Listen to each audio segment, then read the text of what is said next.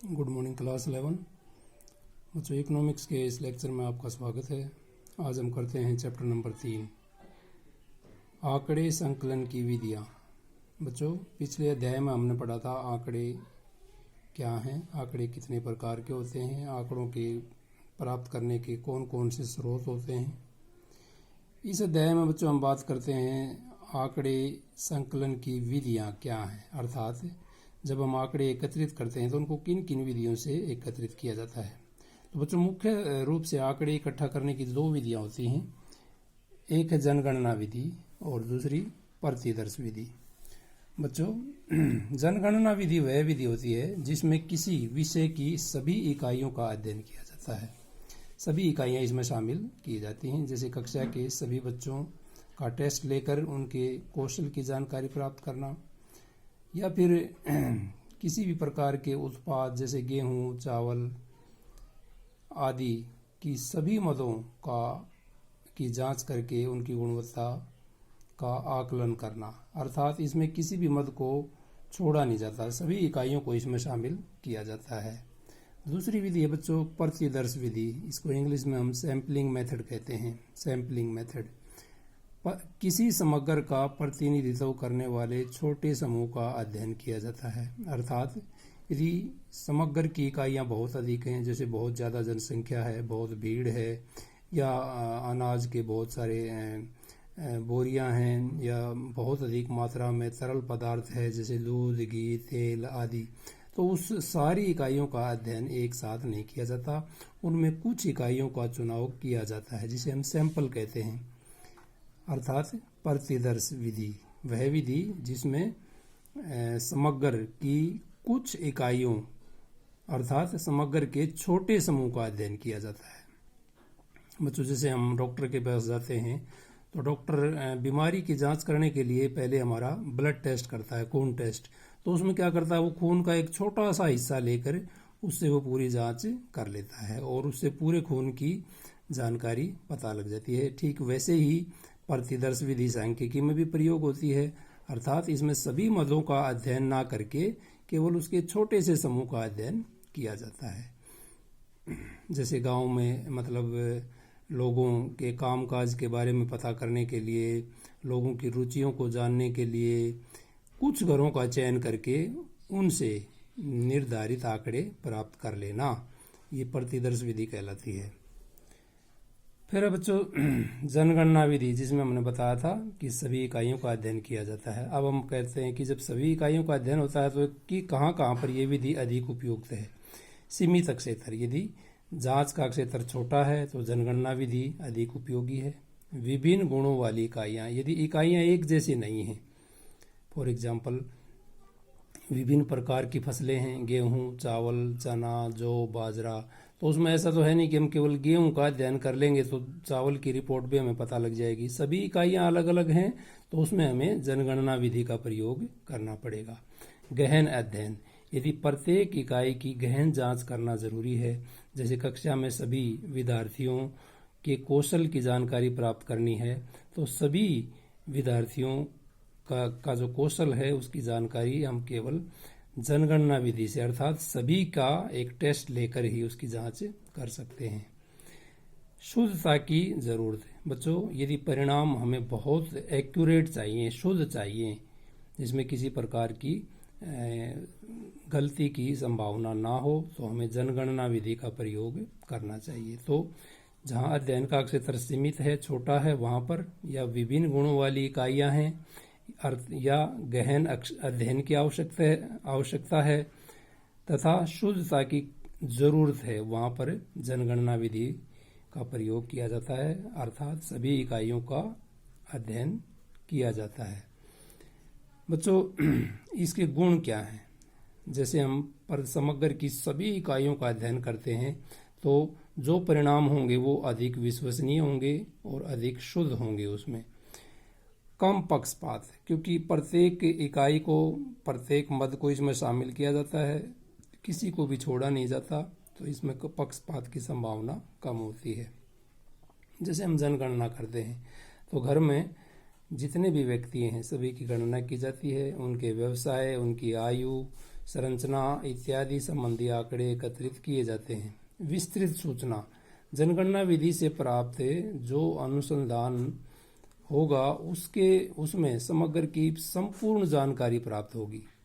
विभिन्नता के अध्ययन में सहायक, अभी जैसे हमने पीछे बात की थी, यदि समग्र की इकाइयाँ एक जैसी नहीं हैं, अलग अलग तरह की हैं, जैसे घी है, तेल है, दूध है या दूसरे तरल पदार्थ हैं, वो अलग अलग मापदंड वाले हैं, तो उसमें विभिन्नता है। विभिन्नता के अध्ययन के लिए जो जनगणना विधि है वो सर्वोत्तम है।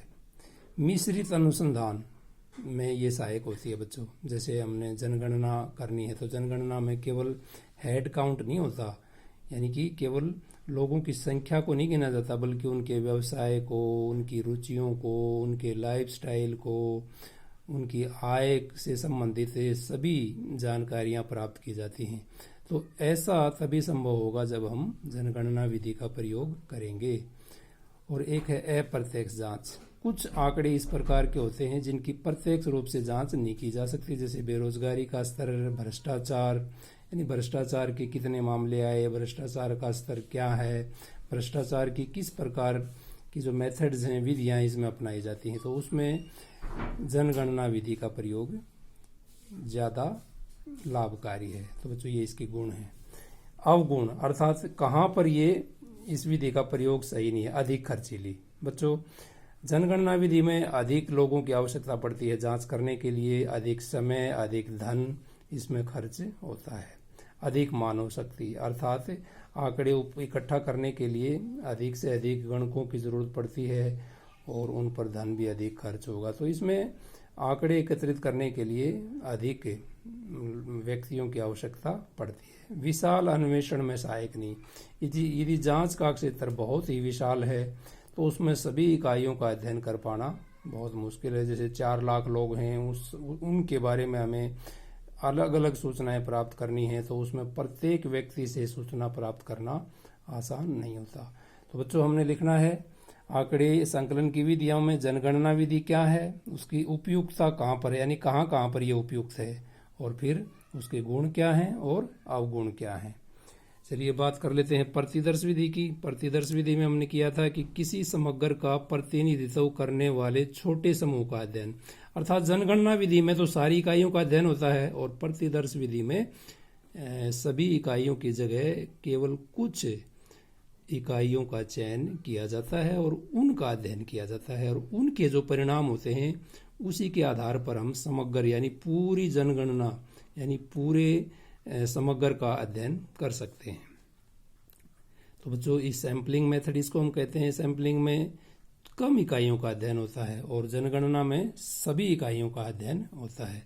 कहाँ कहाँ उपयुक्त है सैम्पलिंग मेथड, जिसमें हम सैंपल लेकर जांच करते हैं, यानी कम इकाइयों की जांच करते हैं। अधिक विस्तृत क्षेत्र, यदि अनुसंधान का क्षेत्र बहुत विस्तृत है तो जाहिर सी बात है उसमें सभी इकाइयों का अध्ययन करना आसान नहीं होता, तो वहाँ पर प्रतिदर्श विधि का प्रयोग किया जाता है। कम शुद्धता की जरूरत है, अर्थात जहाँ जांच में 100% शुद्धता की जरूरत ना हो तो वहाँ हम सैम्पलिंग या प्रतिदर्श विधि का प्रयोग करते हैं। और जहाँ सारी इकाइयाँ एक जैसी हैं, उनमें विभिन्नता नहीं है, तो वहाँ पर भी हम केवल कुछ इकाइयों का अध्ययन करके समग्र के बारे में निष्कर्ष निकाल सकते हैं। बच्चों इसके गुण क्या हैं, यानी कहाँ कहाँ ये लाभकारी है। कम खर्चीली है क्योंकि इसमें केवल कुछ इकाइयों का अध्ययन किया जाता है। अधिक समय नहीं लगता, धन की भी बचत होती है और श्रम की भी इसमें बचत होती है, अर्थात कम खर्चीली है।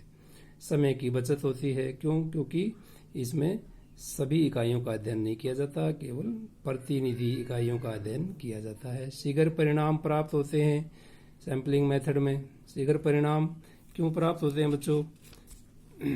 क्योंकि इसमें केवल कुछ इकाइयों का अध्ययन किया जाता है, जिससे उनकी जांच शीघ्र हो जाती है।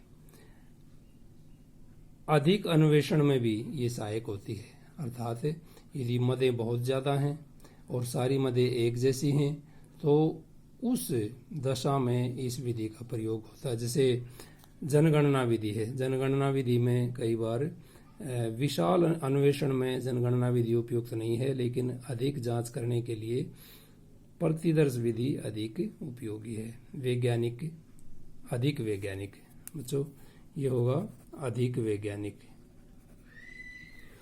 प्रतिदर्श विधि अधिक वैज्ञानिक का क्यों है? क्योंकि इसके द्वारा जो परिणाम प्राप्त होते हैं उसको दूसरे प्रतिदर्श के माध्यम से, दूसरे सैंपल के माध्यम से उनकी सत्यता की जांच की जा सकती है। वेरीफाई कर सकते हैं हम उसको कि जो परिणाम आए हैं वो सही हैं या नहीं।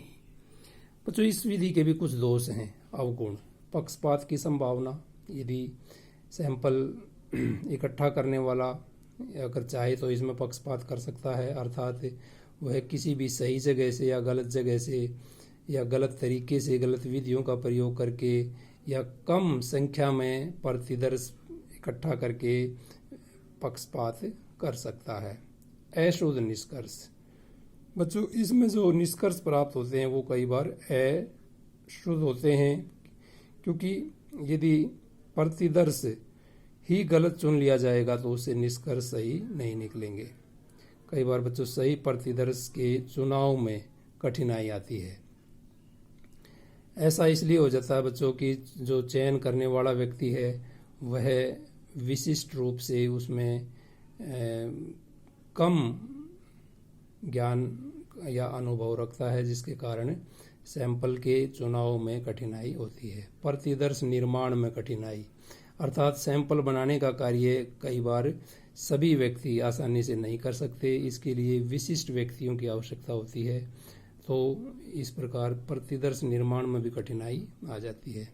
विशिष्ट ज्ञान बच्चों, जैसे हमने पता किया था, हमने पहले बात किया था कि एक तकनीकी विधि है, इसके लिए विशेष ज्ञान की आवश्यकता होती है और इसी कारण से सभी व्यक्ति इसका प्रयोग नहीं कर सकते, अर्थात इसका प्रयोग करने के लिए एक स्पेशलिस्ट की ज़रूरत होती है।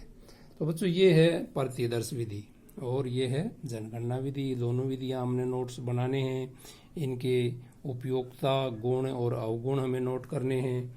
तो बच्चों, आज का हमारा जो टॉपिक्स था वो था आंकड़े संकलन की विधियां। तो दो विधियां हैं, जनगणना विधि और प्रतिदर्श विधि। उनकी उपयोगिता, गुण और दोष हमने मेंशन किए हैं।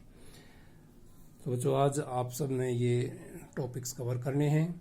टेक केयर, थैंक यू, जय हिंद।